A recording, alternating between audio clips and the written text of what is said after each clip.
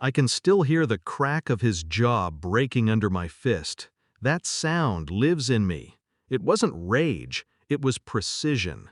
Years of silence between us, ending in one sharp snap. My brother, my blood, on his knees, spitting teeth, choking on apologies. And her, standing in the doorway, pale, trembling, one hand on her stomach like she could shield what she'd done. That was the day everything unraveled. But the truth?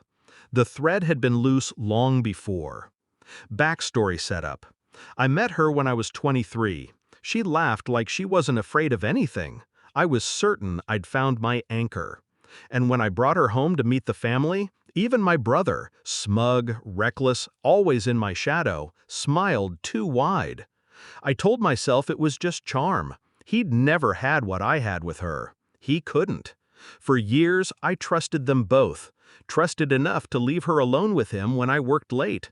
Trusted enough to believe the warmth in her eyes was mine alone. We planned our wedding. We built a future. Or so I thought. The first crack wasn't loud. It was small. A text I wasn't meant to see. My brother's name flashing at midnight. Can't stop thinking about it.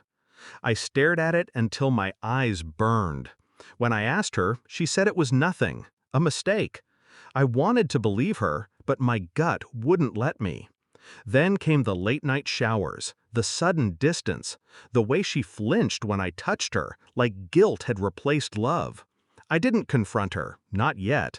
I watched, I listened, I waited. The final proof came the week before our wedding.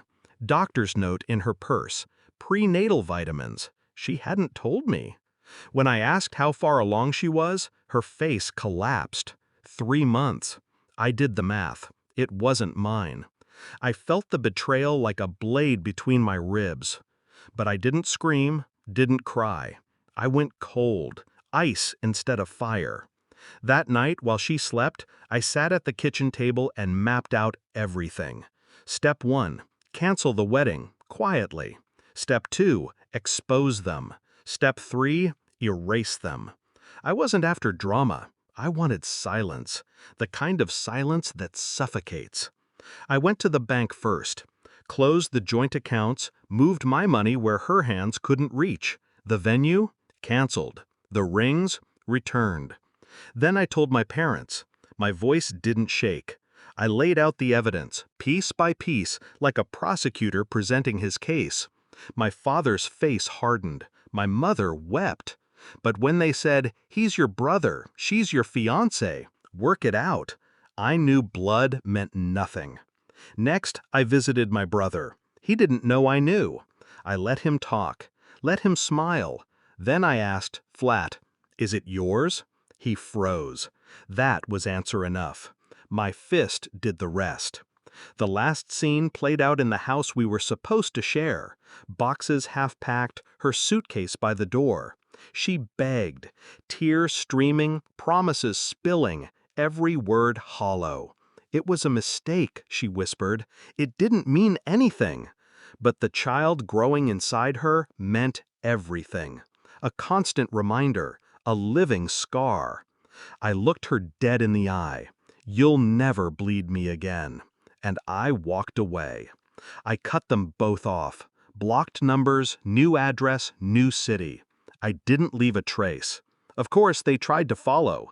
My mother called from borrowed phones. Letters showed up in my mailbox. The chorus was always the same. Family forgives. Family heals. I laughed the first time I heard it. Forgiveness is for accidents. This was choice. A deliberate knife in my back. So I told them, every last one of them, fuck off. And I left.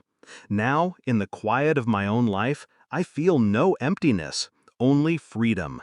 They thought they buried me in betrayal, but I climbed out clean. The crack of his jaw, her tears, my silence, that was the funeral. The rest of my life is the after party.